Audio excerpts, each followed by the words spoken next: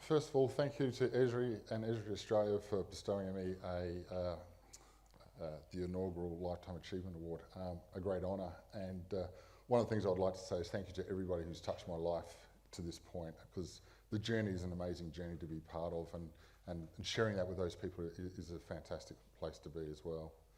Today I'm going to talk a little bit about StateStat, but before I get to that place, what I'd like to talk a little bit about is the Office of Data Analytics. The Office of Data Analytics has been set up in the Department of Premier and Cabinet, and one of the things we set out in about 2016 was to think about how can we use this rich source of data in a better way. Many people know that child protection and vulnerable children is a challenging issue anywhere in the world, and so the office set out on one of the biggest challenges, which was actually to see if we could actually see how we can inform through data-driven analytics those people who are at the front line to make better decisions and choices. It's been 2 years now since the office has been set up, and we started out straight away with a thing called data sharing. So we set up the Public Sector Data Sharing Act, and that becomes our platform to talk about data sharing. It's built on this idea of 5 safes, so safe people, safe storage, safe use, safe access, and safe disposal. And that's the platform to say, yes, you can share. We started that in that place about sharing with the public sector, but we expanded it out to the community sector and research sectors that work on behalf of government. And it's really important that we have this platform of sharing data. One of the things that we're able to do more recently with this idea of sharing data in the office, we've set up now a data spine with over 18 million data points. And that's a really transformational place to be, because what we've actually done is we've brought 9 government agencies with real-time data together in one spot, and we can share that. So the opportunities are endless in the human and community services sector, but that also rolls onto a whole other range of platforms that we can do. Other things that we're doing, things like Energy for Life. So everyone would know South Australia had a power blackout in 2016. No, not the whole state went black. There were some pockets that still had some power. They were actually off the grid. But proves the point, doesn't it? But the interesting thing that came of that conversation was there's a whole bunch of people that have life-dependent equipment that they need in their house. So we thought about how do we actually think in this a different way. Well, we know there's this thing called power data. They have power outages, and they map that and they report that out. So what we've set up with a couple interns in Carnegie Mellon University, we set a bit of a collaboration and partnership. And what we did was we brought their data, this data about individuals who require this power for their energy devices.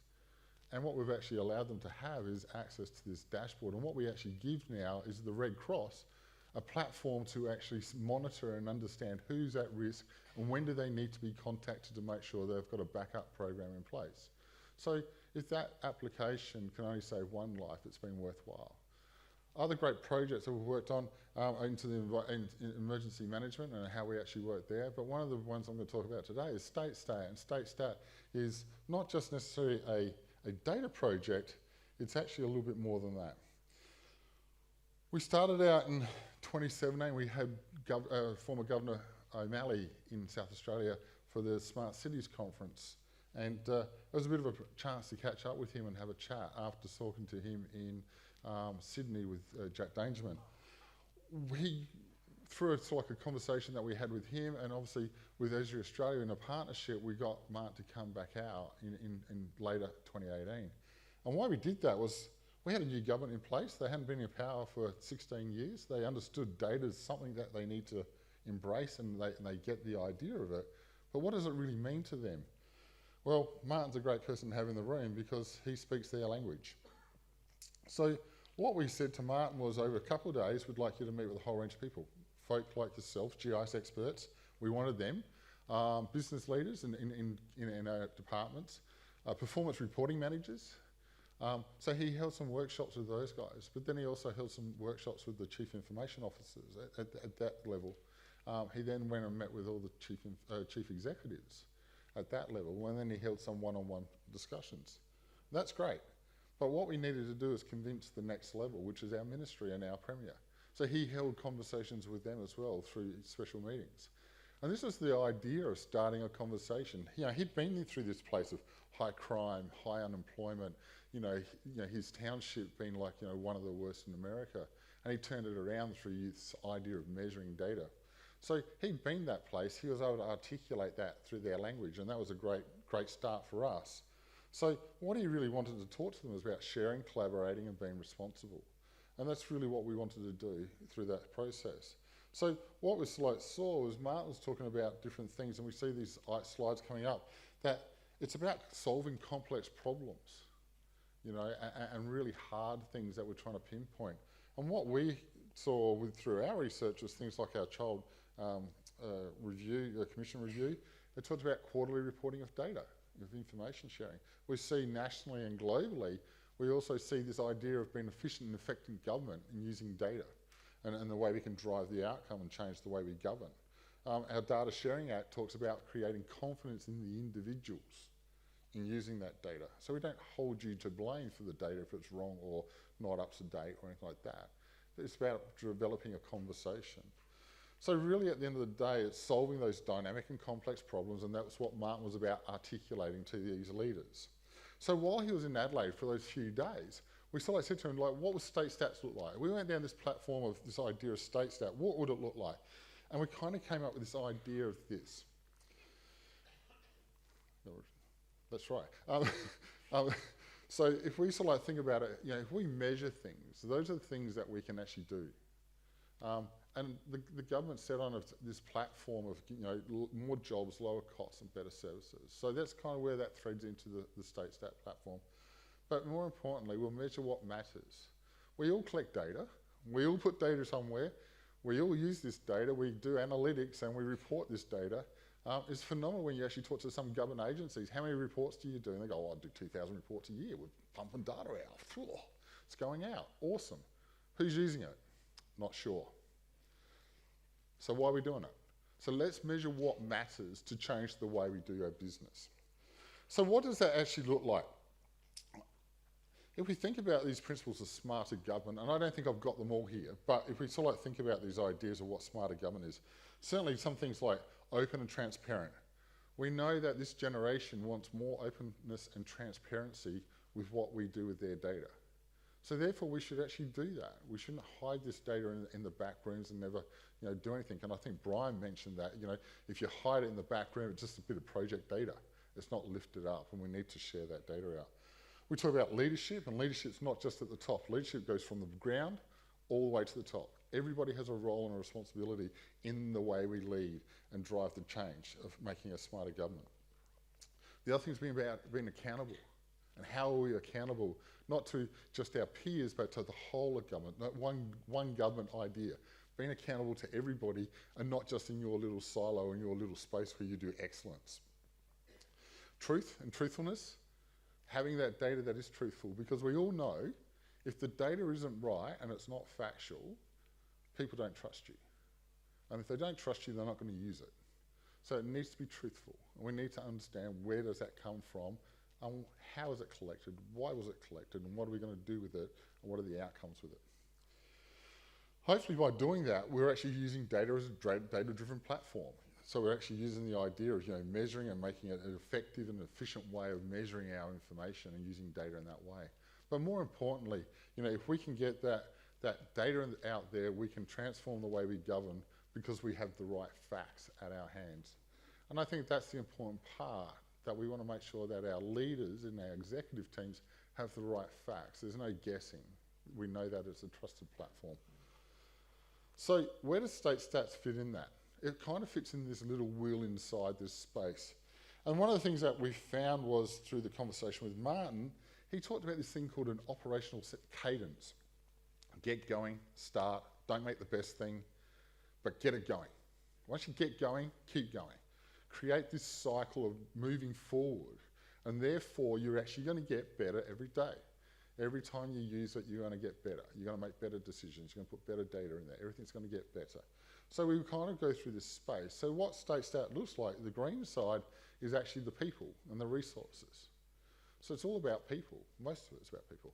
The data and the technology is not that great in this conversation, but it's the toolkit that the executives have in their back pocket every day. They can take it, they know they can trust it because it's coming from their businesses. We're just creating an integrated approach to the way they see their business.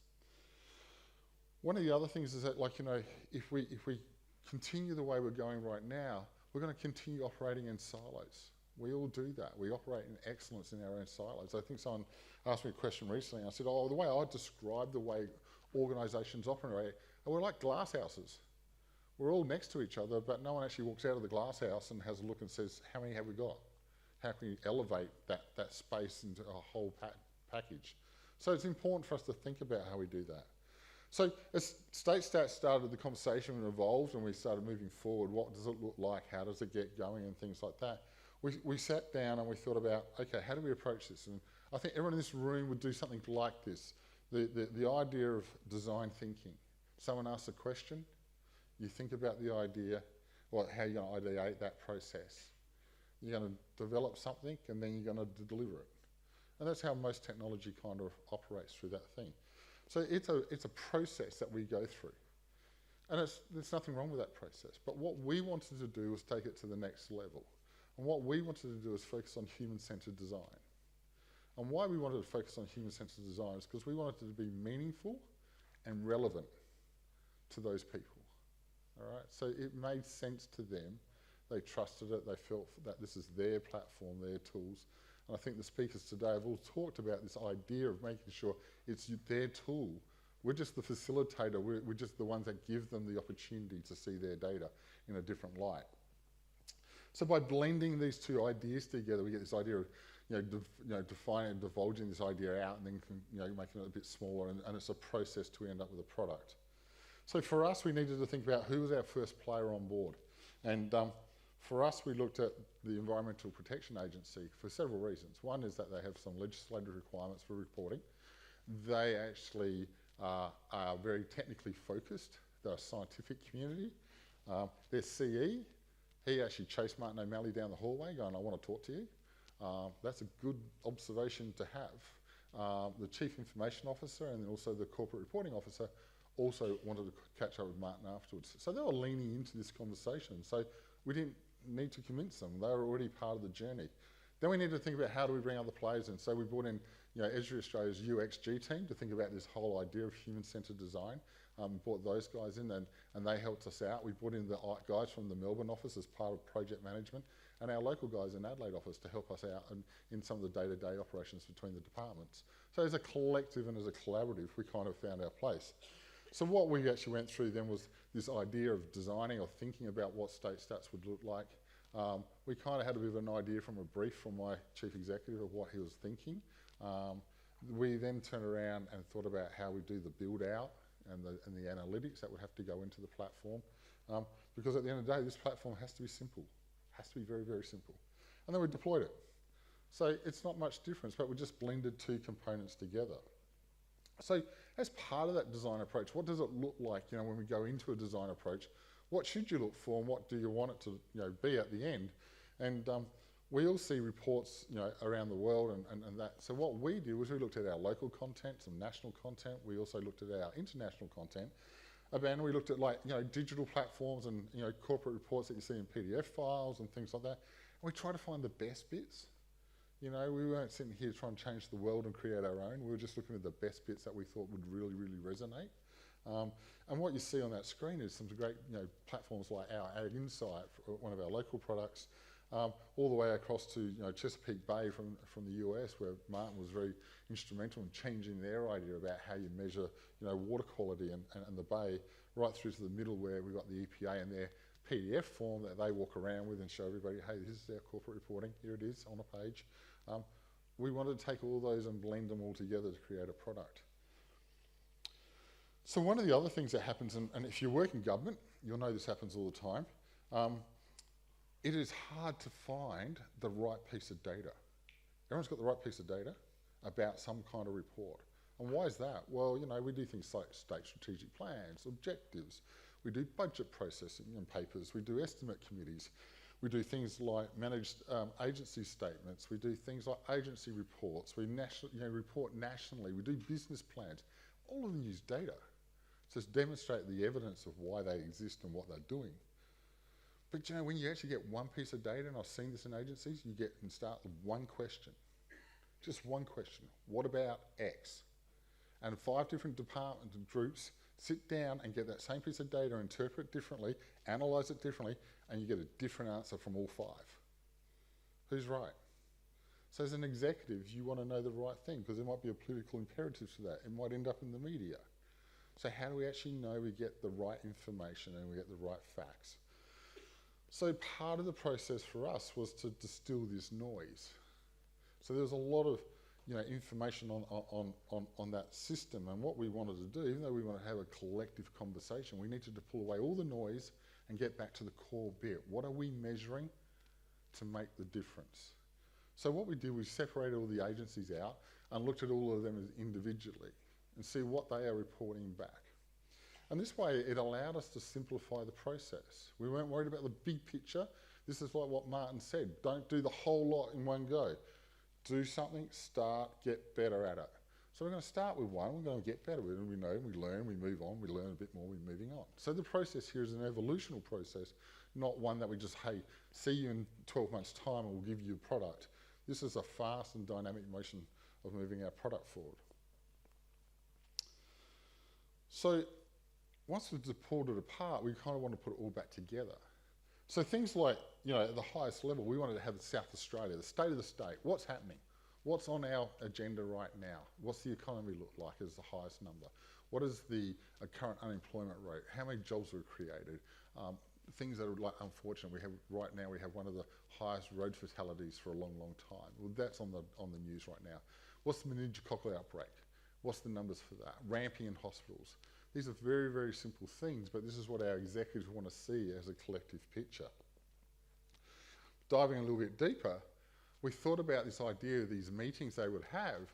Do we want each CE to sit there and talk about their one item, or do we want this to be a conversation? Because that was really important. Let's have a conversation. So we grouped them up into themes.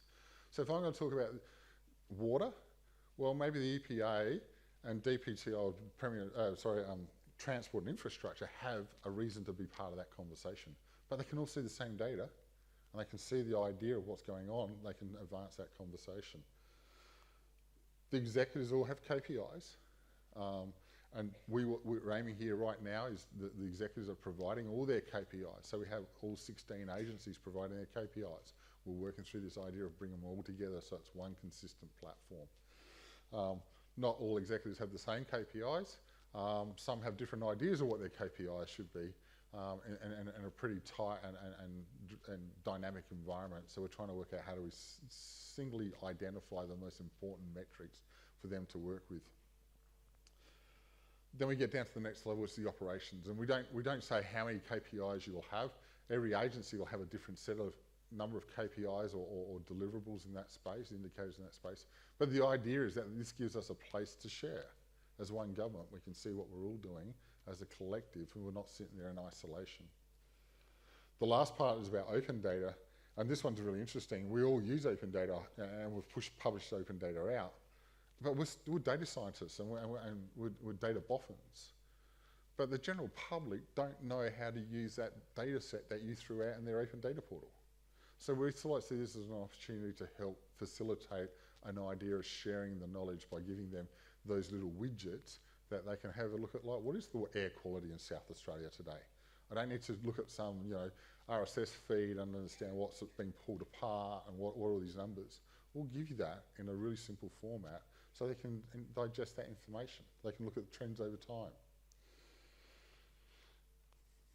So when we started this process out, what does it look like? Well, we prototyped it out, as I said, with the UXG team, and what we came up with Type and Pixels, another company that was brought in, we came up with this idea of what it could look like. And this is kind of roughly where it was.